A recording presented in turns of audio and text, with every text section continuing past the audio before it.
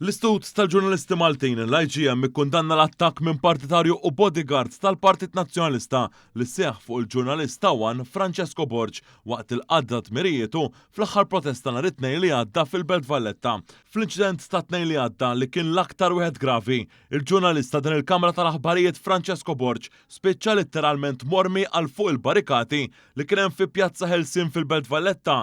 Dan seħħ meta partitarju nazzjonalista intenzjonalment taħt daqqa ta' spalla waqt li l-ġurnalistana kien qiegħed issaqsi lid-deputat nazzjonalista Tony Bezzina. Fl-istqarrija tagħha l-IGM ikkundannat ukoll il-mod li l-bodyguard tal-kap nazzjonalista żammu u ġie mfixkel milli jagħmel il-mistoqsijiet ġustifikati lil Bernard Grech. L-Istitut tal-Ġurnalisti Maltin innota li dan huwa t-tieni inċident li seħħ fi spazju ġimagħtejn waqt żewġ protesti għall-Partit Nazzjonalista.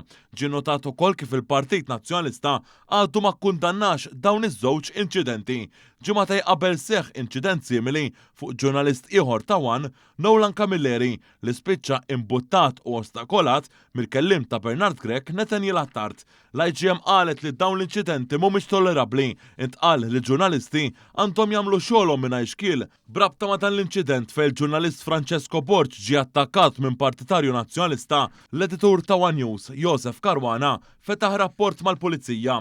Bl-IGM hawnhekk tappella lill-Pulizija sabiex taġixxi dwar dan ir-rapport. Fl-aħħar tal-istqarrija, l-IGM uriet is-solidarjetà tagħha mal-ġurnalist ta' One News.